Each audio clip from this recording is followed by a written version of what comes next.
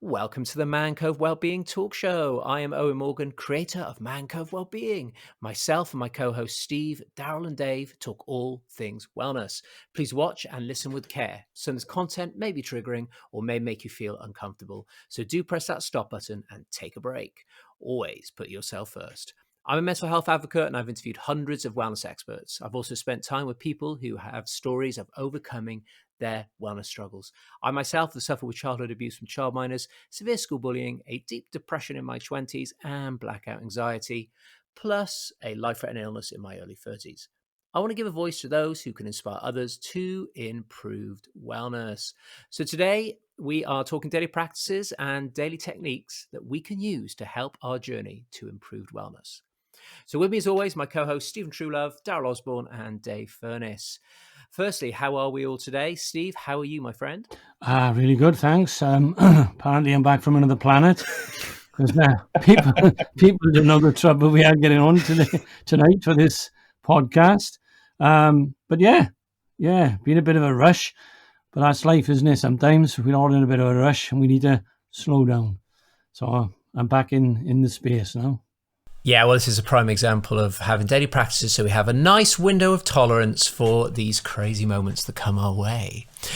So, Darryl, how are you? I know we're both full-time workers these days, so how are you doing with time-poor lifestyle? Yeah, that's it. Busy, but really, really good. It's fantastic to be back with you gents, sitting down, having a chat. It's been a little while, so I feel great just about this right now, so I'm feeling amazing. Yeah, totally. I felt I was missing you guys after a while. I don't so much miss Dave in the sense that we're always chatting anyway, constantly. That could have gone horribly wrong, that sentence then. I don't miss Dave. But it's just we're in the same Instagram support WhatsApp thingy group community, so it's lush to see him all the time. How are you today, Dave, anyway? I'm good, mate. I'm good. Thank you so much for creating a space for us to be here again. I'm excited. Like I say, always great to have a chat with fantastic people about important topics. And I'm clocked in. I'm all ready for it. Good stuff. Yeah, well, as we know, we're halfway through series 2 now. So I was like, what can we talk about next? So for actually daily practice is a great shout because so many people struggle to either start one or keep one going. So we're going to dive deep into all of this, all the mental health and stuff around that and trying to keep it going because it's so powerful.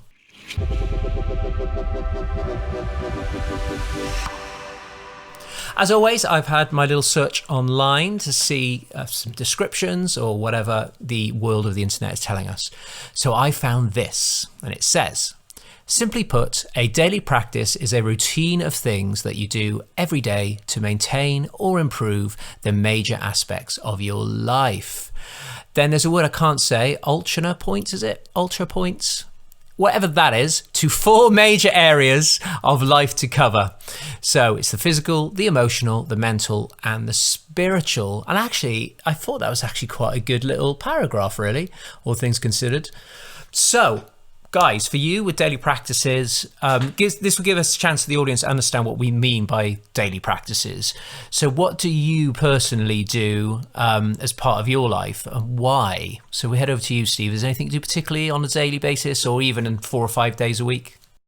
Well, staying present, being aware, there's something I've learned over time. I used to be off in my head everywhere, but my practices are cold showers. That's a routine that I have every morning. But first, I'll do a 45-minute walk and slow jog on a treadmill. That's probably come in since COVID. And in the beginning, it's like, I don't want to get out of bed and do it. But now something's pushing me to do it. It's like I'm getting something from it. And I think when you start to realize you're getting something, then you want to do more of it if there's benefits coming your way. Obviously, I do my meditations and my self-hypnosis. How do we fit it all in? But yeah, they're my daily routines, I'm not saying I do every one of them, but I've got a number of things I can choose from. But I keep to the same few practices, which is I'm really enjoying the walk, jog, and then my cold showers after. And I bring the breathing in while I'm having cold showers as well. So easy I can do a couple at the same time. What's quite good about what you've got going on there, Steve, is that because you've got quite a few, it means that they can interchange on a daily basis. It feels like there won't be a day where you don't do anything at all, which is kind of where the power is. I think intention's huge as well as if you have that intention to do it, it's more likely to become part of your life. So is part what you're doing there, Steve, with the cold showers and stuff, is part of that to do with nervous system, vagal tone kind of stuff? Yeah, we know all about the Wim Hof. It's something I picked up on some time back, started doing it. And to be honest, when I started, it was like, oh no, cold shower. I'm dreading this. But again, now I have the normal shower and I turn it cold at the end.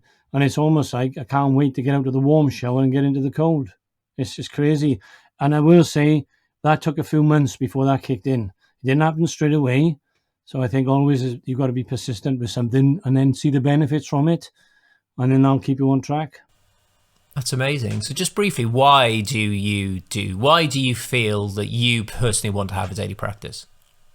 Well, I never used to have a daily practice, so I used to be all over the place, and now I've got some routine and practice. I benefit my health. I function better. So why wouldn't I want to keep doing something that I feel better doing? And the benefits are there. Yeah, no, totally makes total sense. Just gives people good insight into the mindset around it all, really, because I know all of us have it on some level. So for you, Darryl, I'm sure nature will be involved, but what daily practices do you have and why?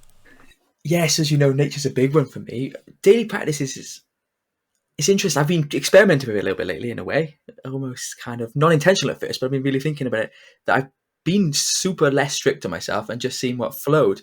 And I think it's important to have that balance, especially for someone like me.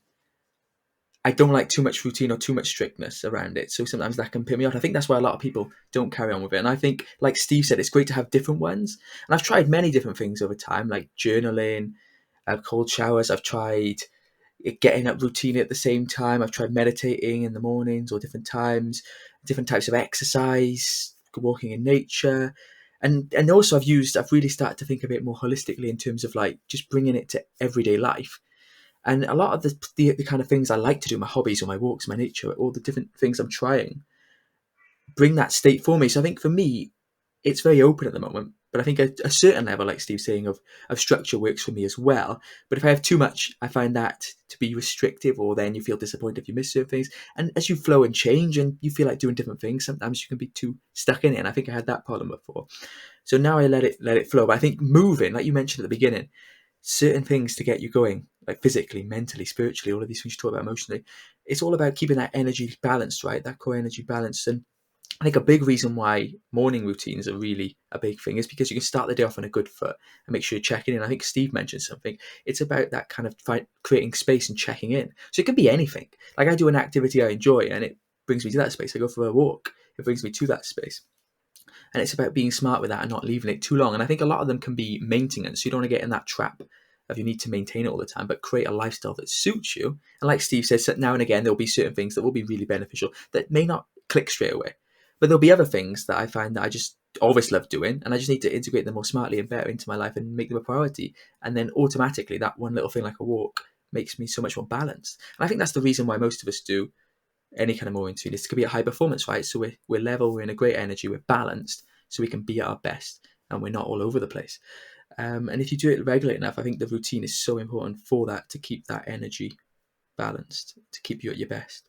Yeah, thank you, man. I think there's an element of self-care, isn't there? You know, we're not saying daily practice has to be some hardcore, spiritual deep thing you do. It's what can you do daily that best serves your being, really, and it doesn't have to be as obvious as stuff we're talking about. I just want to touch on what I see you do, Darryl. Obviously, I know, when you go out on your lunch and stuff at work, you'll head to the park and stuff, and I know a big part of that is obviously to your videos sometimes. But is that an example of, why do you feel it's important for you to get out of the building, go out into the park? Is in itself kind of a daily practice, isn't it, of taking care of yourself and have some space? Is that kind of why on some level?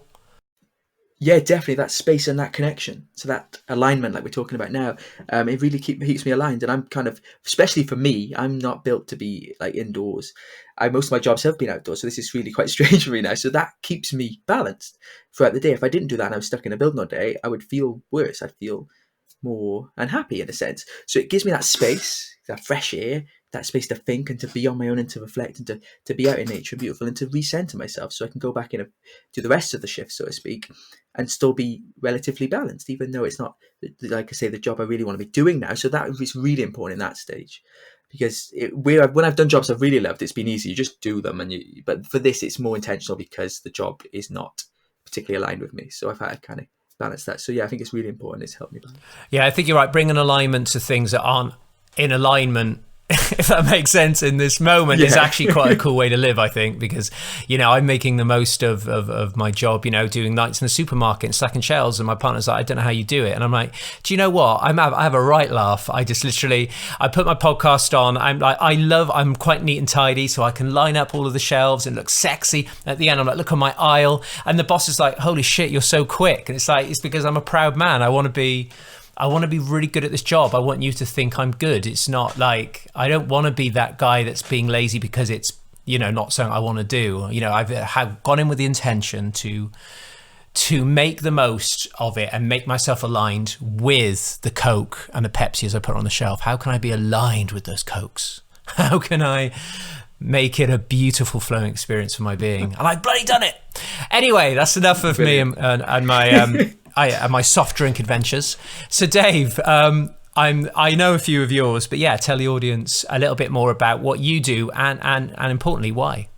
Yeah, so I'm keep it kind of quick because I'm some sort of repetition here with what Steve and Darryl have already said. But for me, probably it starts off with every morning I try my best, again, if everything's going to plan, to try and get a meditation in. Whether that I aim to do at least sort of half an hour, and there's no fixed meditation that I go for. Usually I just go with whatever feels right, or whatever I feel that I need for that day, and but also include maybe a 5-minute gratitude sort of meditation in there as well. I feel, again, if we're looking at, you said at the beginning, the four major areas, the physical, emotional, mental, and spiritual, I feel like the emotional, mental, and spiritual all get taken care of with that meditation.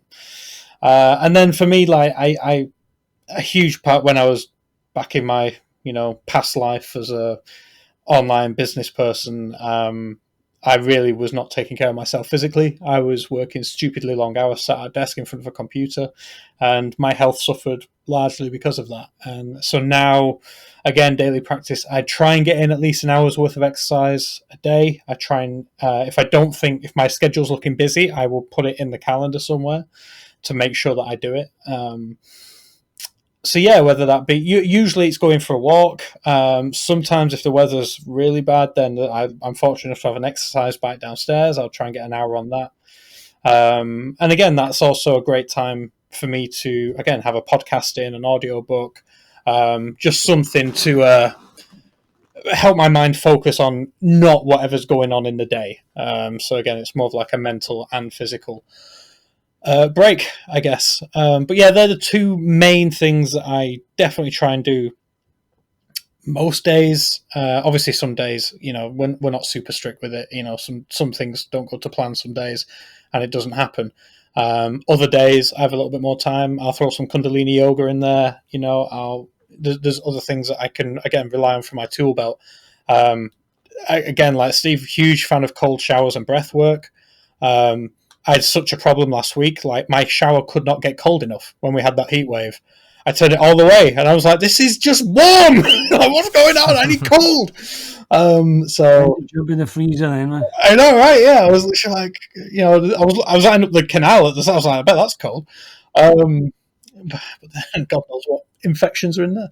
So there's multiple things in the toolbox, but the ones that I would mainly go to is meditation and any form of, even if it is just a small hike or some form of exercise, just get the heart rate going, get the body moving. They're the main ones for me. Yeah, thank you. It's interesting how, like, so many times between what you've all been saying is that there's a combination of, let's just talk in polyvagal terms, a bit of dorsal in there and a bit of sympathetic. So getting your body moving, the sympathetic energy gets to release and shift around. Then you've also got more stillness-based practices, a way of coming into your body and being very present. It's a really nice blend of all those things, and all of it is, I guess, in the aim to serve us in what we're doing. So for me, where I can, it'll be meditation. it was exercise for this job. This job is brutally physical. So then I have to reflect on, okay, maybe it's not sensible to be doing lots of regular fitness when I'm already doing essentially 40 hours of heavy duty stuff. It's interesting. You say that, sorry, I was chatting to a friend of mine who is a waiter, and he said last Wednesday, they've obviously brought in this Eat Out to Help Out thing. He did 23,000 steps at work, in the same building. And he was like, I'm exhausted. He's like, yeah, well, if you don't need to go and do your exercise if at work you're doing such strenuous activity. So, yeah. But I think as well what you're saying is having ventral online is key in any of those practices that we're doing. Yeah, totally. If these things make you feel slightly uncomfortable, but you're told that you need to have daily practice, or you're told you should meditate but it feels uncomfortable, don't bloody meditate if it feels uncomfortable. Look for other things that you can do that, like you said, maybe use up more sympathetic. So it's only recently that I've really learned that when you're in that fight and flight state and you've got that sympathetic energy rushing around, what a lot of people think is they're told to lie down, do a body scan, follow your breath, and you're just pumped full of sympathetic energy, which is just rushing around with nowhere to go. So you have to know your body well enough to know when it's the right time to move and the right time to be still. So for you, Steve, on that, do you think, I'm looking at our questions and they do all merge, and we're time restricted today, so let's just flow with this. So I'll just keep throwing questions at all of you. So yeah, Steve, so with that kind of understanding our own body, I guess that's crucial, isn't it? Is being able to listen to what we need. I think that's really important. It's something I had to do over a long period of time, because your body's telling you and giving you messages all the time. And I think, like when we're talking about here, is finding what works for you. And, sometimes I do my exercise in the morning because I know my mindset will talk me out of it by the evening. But I was working with somebody today and they said 6 o'clock in the evening, I love doing my exercises then. I get excited about it. Now I know by the time 6 o'clock comes, I'll be looking for something else. The excuses lined up. Absolutely. My practice is, if I get up and do it in the morning, I'm done. But if I ever get that little voice coming in saying to me, oh, we got to get up, can we have another 10 minutes and we'll just go straight to do something? And I go, no, self-care. It's my self-care. It's my time to look after me, because we're too busy doing things for everybody else. All the stuff we got going on in life. It's my time. And when I'm on a treadmill and I'm walking or doing some jogging, I'm getting the benefit. So that's me time. And that's more important than anything else. Me look after my health. So, yes, you've got to have what you love doing, what you want to do. Like you said, if somebody tells you to sit down and meditate and you just haven't got that focus for it, then go and do something else. Just anything. But work that's great, because most people will still think, I've got to do my 10,000 steps tonight, but they've just done 23,000 in work. So you're done.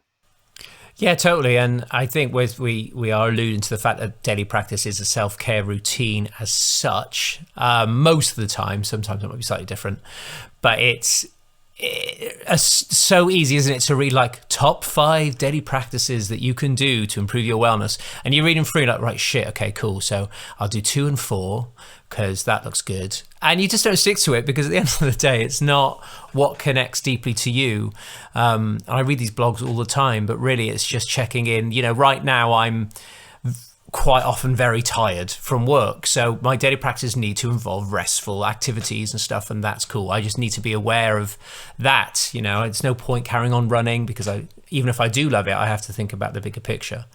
So for you, Darryl, all this kind of stuff, like from the perspective of like the intention to do something, do you feel that it's still important? It's all good having intention, but like Steve said, if it's not something that is aligned, then a likelihood is you're not gonna do it. So do you think it's really important to find whatever these things in, then set that intention every day to do it? And when I say intention, it means that you might not do it, but your intention is to do it daily. And in theory, that should pan out. What do you think?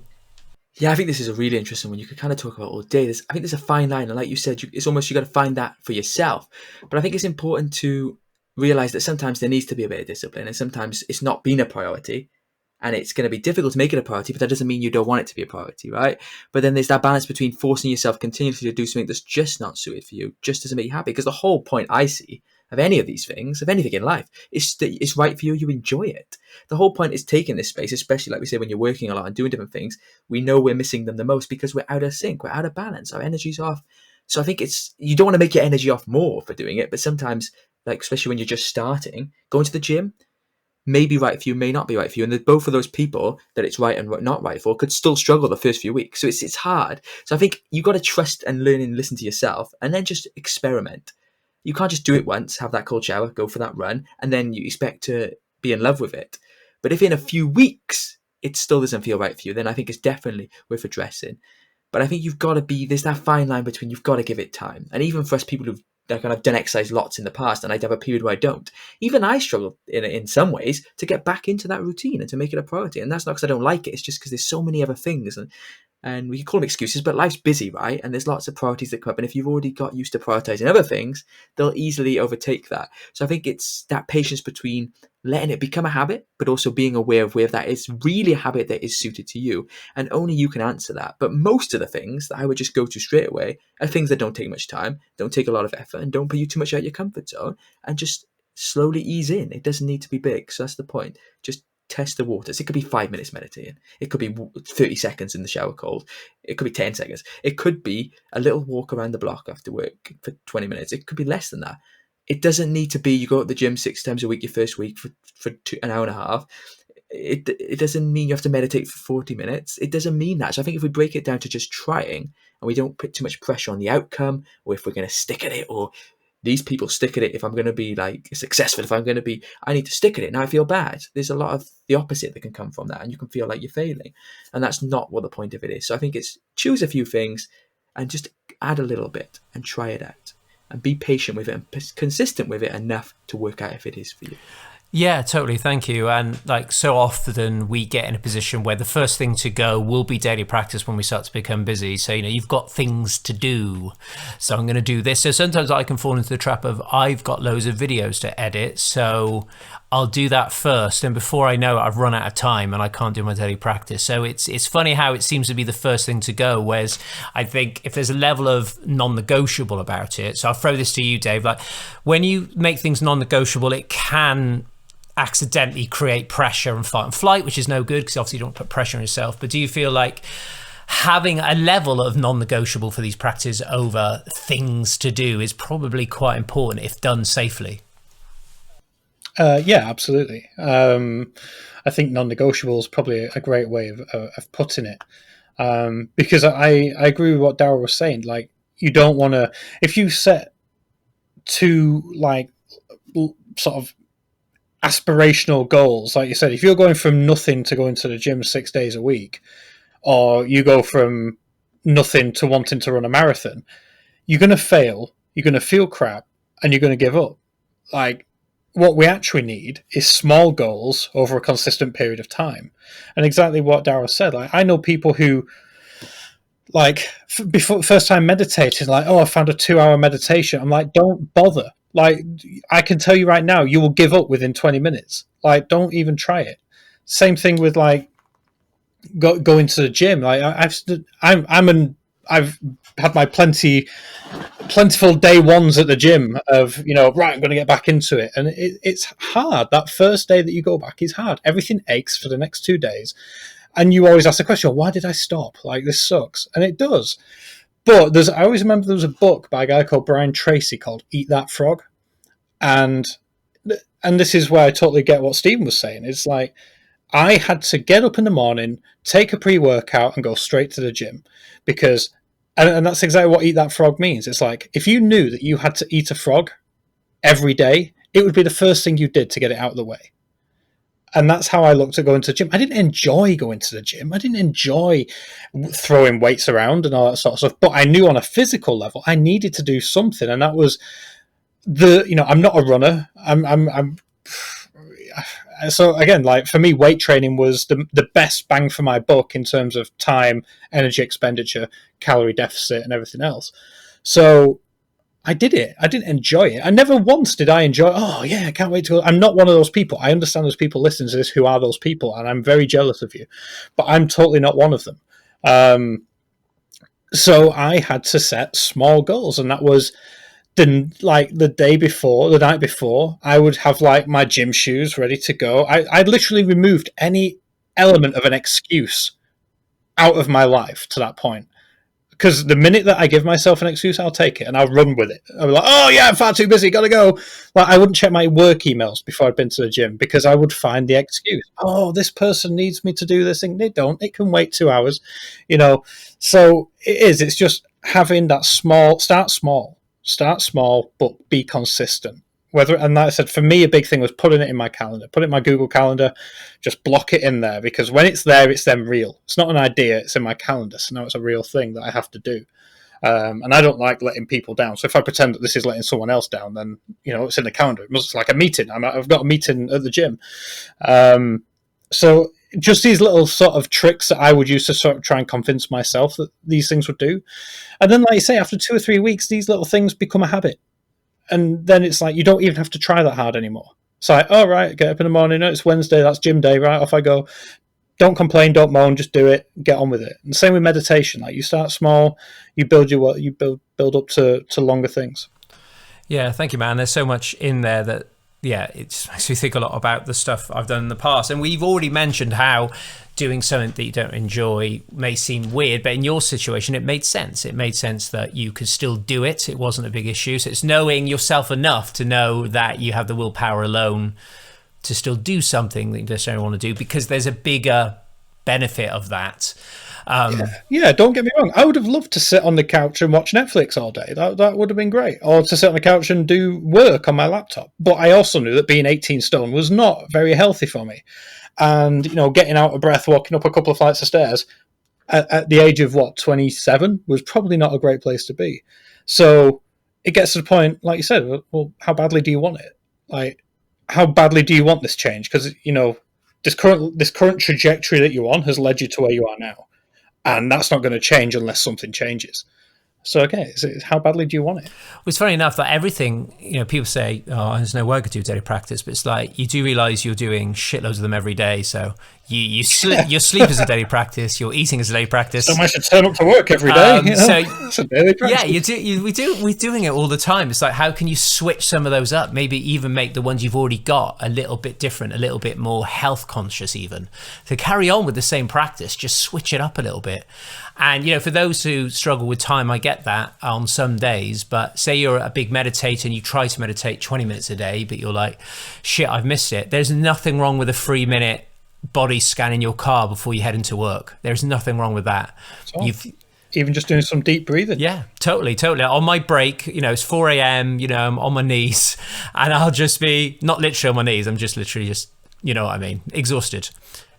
So I will, even though there's lots of noise in the staff room, I'll just come into my body for a few minutes. It's absolutely awesome. It just recenters me. So when I get back upstairs, I'm actually more efficient at my job as well by doing that. And it makes me feel really, really proud of myself. So there's that too.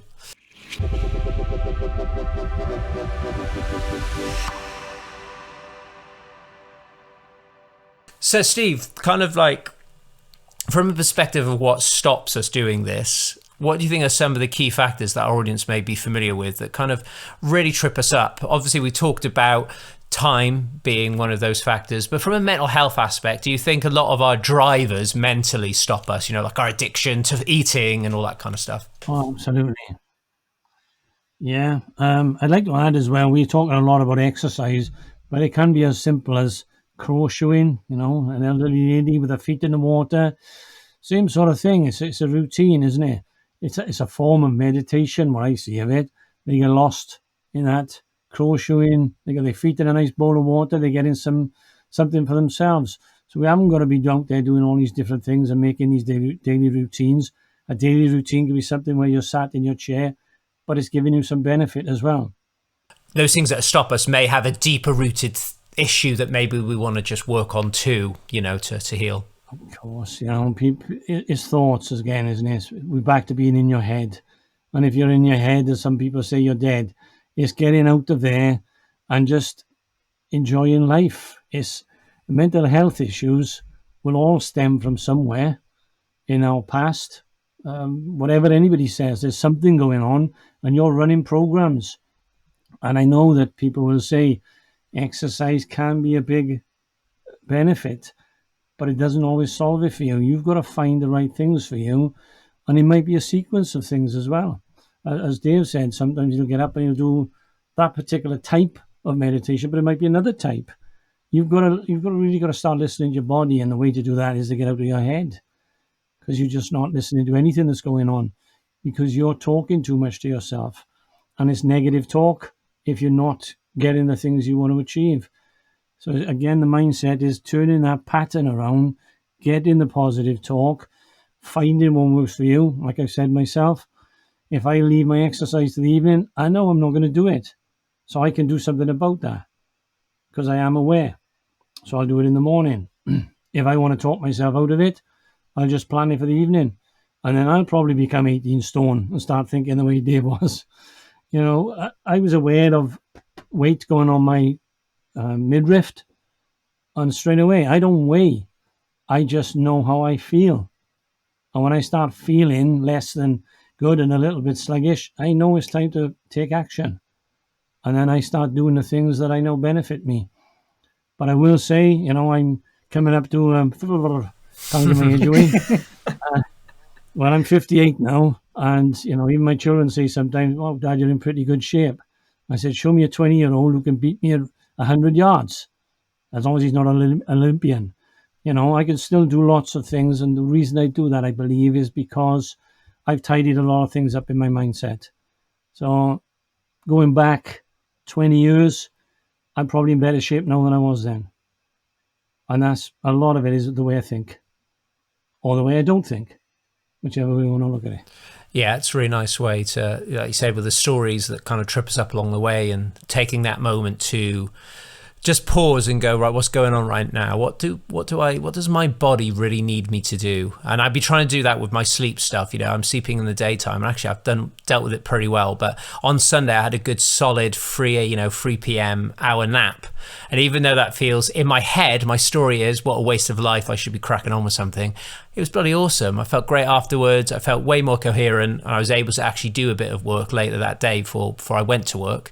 And it was awesome. And there's nothing wrong with napping. And napping probably will be my new daily practice, because it's awesome. And we need to process everything we've been through in the last day or so. Kids do it all the time. They're always their brain's processing overnight. That's what so much of sleep is about.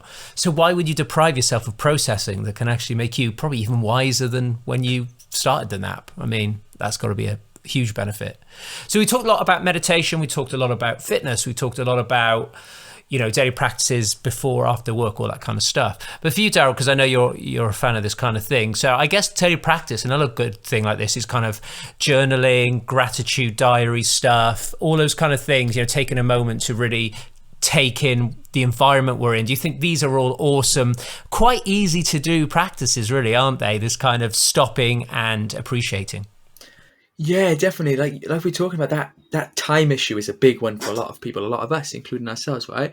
But those things are very easy to fit in. It could be a few minutes. It could be in the morning, it could be evening, it could be whenever. At one point, I did it morning and evening, journaling. And I think those kind of things are great for putting stuff on paper, your thoughts. It's great for ideas. Whether it could be business ideas as well, that kind of thing. You just I let myself flow. Or just check in with yourself. Setting intentions, different. You can use it however you want. I did a mix of things with it.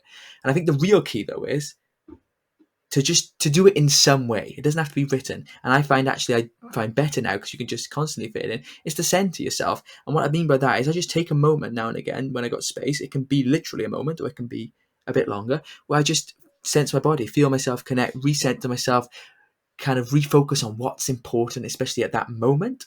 Or maybe if there's something putting me off balance, what that is, and what then refocus it to what's important. And just to feel the energy, feel the lightness. And a lot of that I do in nature. And I love to walk barefoot on the grass. I love to touch nature. That sounds strange. But I like to put my hands on trees when I go for a walk. I like to touch the grass and sit on the grass in the mornings.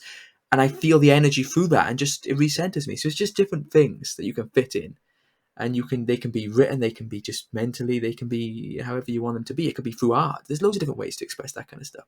And like Steve mentioned earlier, they're all forms of meditation, that state you get in where you're in flow, you're connecting, you're balanced. And that can be for loads of activities. I recently started, I've been thinking about now, especially with lockdown, being locked in a lot, and I want to get new hobbies and stuff. So a new hobby that I started recently is shooting. So I go to a little shooting club, and it's so great. It's like a meditation. When you're on the range, you're looking down the rifle, all you focus on is that. And I think that's the big problem right now that's happening in the world more than ever before, is distractions and so much going on and not having much time to decompress, to ourselves, to balance. And activities like that, where it's just fun, you choose something you want to do. It can be very social. It can be independent if that's what you want. But it gives you that space. And doing those activities when you're learning new skills and you're doing something you enjoy, you're really focused on that in that moment. And I think it's finding those moments and making sure you got enough of them in your day, but particularly in your week. And whether they be little things or big things, a few of each throughout the week at least. Doesn't mean it has to be strict every day, but they need to be in there. So you just need to check your routine. You could check, like you were saying, Dave, about your calendar. If you use a calendar, Google Calendar, or use a calendar, where's this space? Or check, what is going on here? Have I got time for this space? All these things, these random four guys are talking about, what are they talking about? Have I got space? Am I fitting this in my life now? And just check through and go, okay, so I'm just working, then I do this. And it's great. You can sit and watch TV, and I that's one of my practices, and most days I do that and I enjoy that. But if it's just that and just working and you're not really connecting and looking after yourself or doing other things you enjoy outside of that, at least weekly, if not daily or every few days, then you need to look at that and add some of these things in and explore some of these things and find what works for you and put it in there.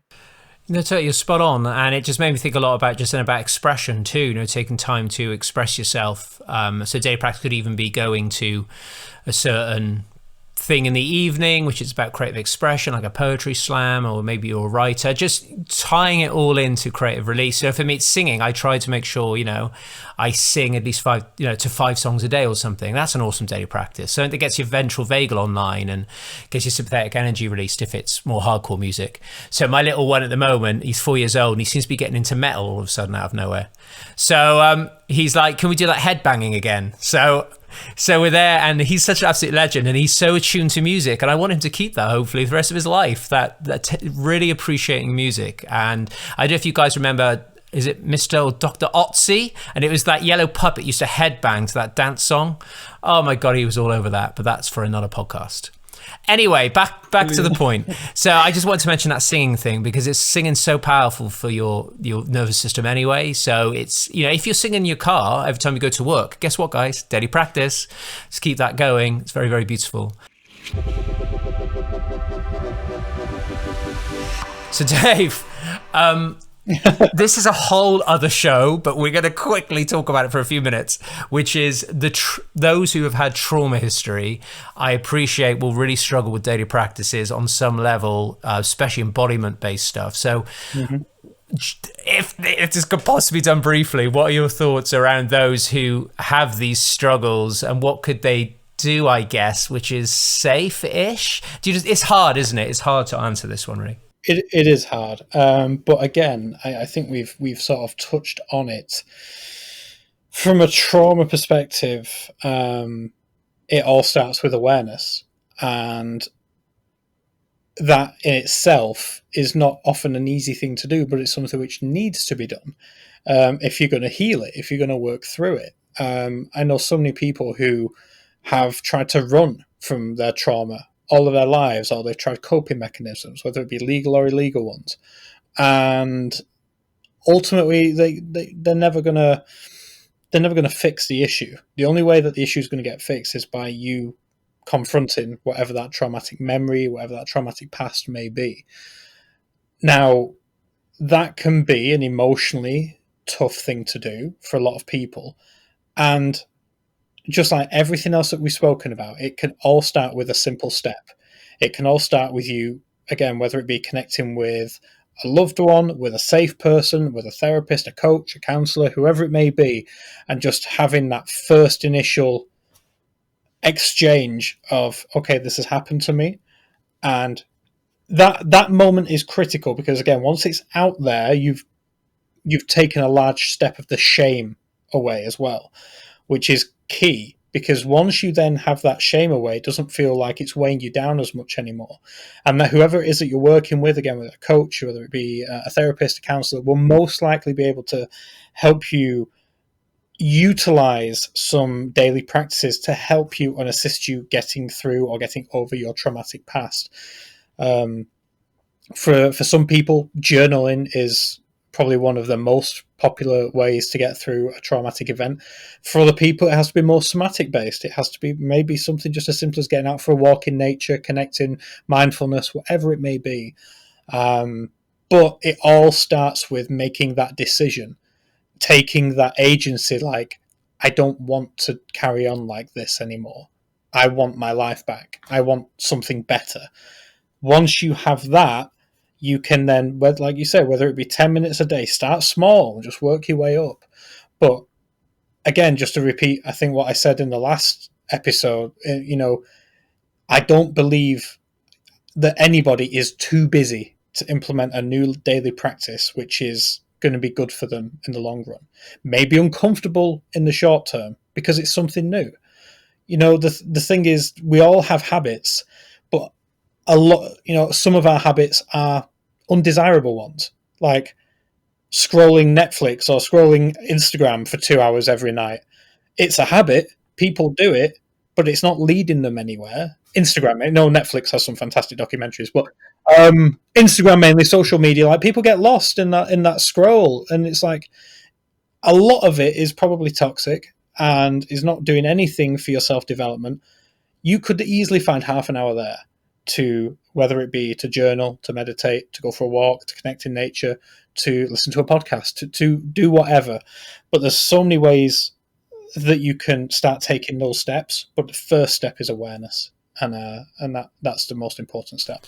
Thank you, that was amazing. You managed to cram so much in there, and you're spot on. And just to touch quickly on polyvagal theory before we do our final insights, is on the polyvagal ladder, be it safe and social, fight and flight, or shut down dorsal. Shut down dorsal doesn't necessarily be a bad thing. A big part of that mixed in with safe and social is essentially what meditation is. So it's knowing, when I used to try and meditate before, and I knew I wasn't in the right. I could tell I had too much sympathetic. So I was there. I could feel it pumping. So I'd get up and do some slow motion Tai Chi stuff first, and then that changed my daily practice into a bit of Tai Chi for 5 minutes. It was really beautiful. And then by the time I got down to the meditation, I felt a lot more at peace. So it's awareness again, that I could feel that sympathetic stuff, like we talked about at the beginning of the show. And it's once you get to that point, So I know this is, again, easy for us four to say, but honestly, like, we all had to start somewhere. None of us were born with the ability to check in and tune in. Had to learn. And learning is another huge one, be it podcast or a little YouTube video. Maybe the intention to learn something every day for a few minutes on a YouTube video could be very, very cool. It opens up your mind, expands your mind a little bit. And then touching on, of course, flow state, like you guys talked about, where you're really in the moment in an activity, especially where you're in full flow, like, coloring, those mindfulness coloring books are quite cool. So if you're not ready to do mindfulness meditation, start one of those awesome coloring in books. Brilliant start. Expressive too, which is awesome. Another really good one is to listen to podcasts which involve four guys talking about mental health. That's a very good daily practice for... Sorry, I'm just being silly. Absolutely agree. Definitely. But honestly, like, I don't think I could live without podcast in my life now. I have to do at least one a day, and I just find it so beautiful. Just listen to human beings, just be awesome and chatting. It's awesome. And it really enriches my life. And enriching my life is only going to change my being, my chemistry, everything. So joking aside, just find something that really lights up your soul, and your soul really starts to catch on to that, which is beautiful. I just jump in with one a minute? Sure, go for it. I shared something that I saw. It came through on Facebook, and somebody put this picture, and above it was, overthinking is the biggest cause of unhappiness. So I shared it on, and some of the comments that have been coming through, quite amazing. How do you do that? I wish I could take my brain out and put it in the cupboard for a while and have a rest. And when we talk about daily practices, this is something that people can do. If the mind is too busy and is stopping us achieving or getting our daily practice, then make it a daily practice to pick a time in the day, whether it's 9 till 10 in the morning or half an hour, and think or worry. And then that's it for the day. That's your practice. That leaves you the rest of the day free to do something else. Something we've worked on before with people when they say, well, I worry, I can't not worry. Well, sit down and make it a daily practice to worry between this time and that time. And then you don't have to do it again the rest of the day. And they find that when they start doing that, the mind will start to quieten down. So I think it's just another way of, getting out of your excuses and out of your head. It's funny, that reminds me of something which I posted on Instagram last week. It's an old Zen proverb which says, everybody should meditate for 20 minutes a day, and if they're too busy, then they should meditate for an hour. Yeah. I just loved it when you said that. Brilliant.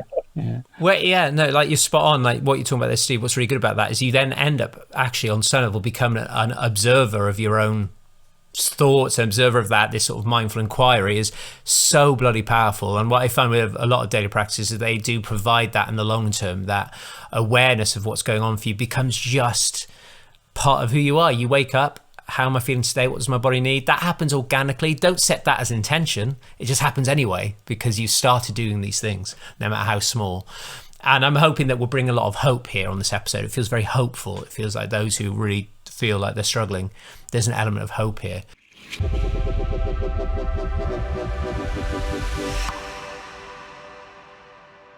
So this is our opportunity to do our final thoughts to the audience. So anybody right now who's like, oh, I would like to start a daily practice, and how should I get going, and how can I sustain it? So this is your opportunity just to give them a really lovely send off. I'll come back to you, Steve, just because what you said there was awesome. So we'll finish up with you just for the space.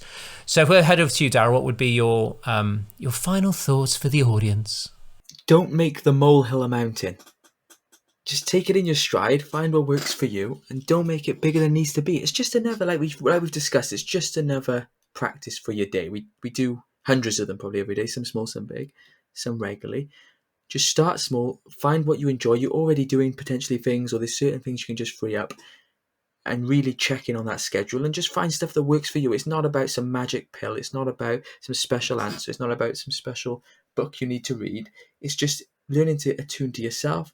And as we discussed with the overthinking, if that's a big thing for you, it's just because you're out of balance, you need to find space. So find what really gives you space and start with stuff you enjoy and that's easy and doesn't take too much of your time. Very beautiful. Thank you, ma'am. Dave, your final thoughts? I would just keep it simple. Like, how badly do you want it?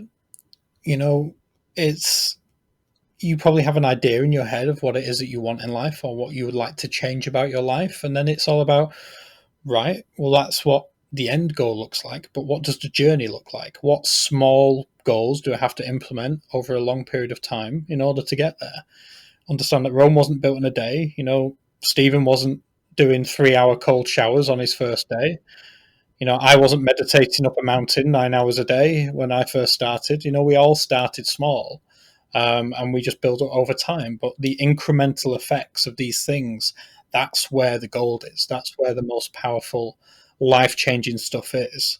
And there's no shortcuts, there's no secrets, there's no quick wins. It's just creating new positive habits and giving yourself the best possible opportunity and the best possible chance of completing them. Lovely. Thank you very much, man. That's brilliant. Steve, your hurrah to send us off. There's the trouble we're going through today. Yeah, well, you always... There's a lot of similar things are coming out, but like was said earlier on, right? We're already doing lots of practices. So hands up, everybody listening to this, who gets up in the morning and then they go through the same sequence. They may go to the toilet first, brush their teeth, wash their face, do their hair, or they have a shower or a bath. They probably find they start soaping under the same armpit and then work their way through the body in the same ways. Why? Because that's a daily practice they've been doing. That's what they've been doing for many, many years. So all I'm saying is use a bit of transference. If you've been doing something in the same way, and washing is great, doing your teeth keeps them healthy, then find a little thing that you can start. And like Dave said earlier on, start small and then build. Because what it does is becomes the habit. And you can look at throughout your life, you've got many of these daily practices. You can look at anything. You probably take the same route to work every day. You probably, if you take the bike, you probably put a bicycle clip on the same leg first. You're doing practices in all sorts of ways.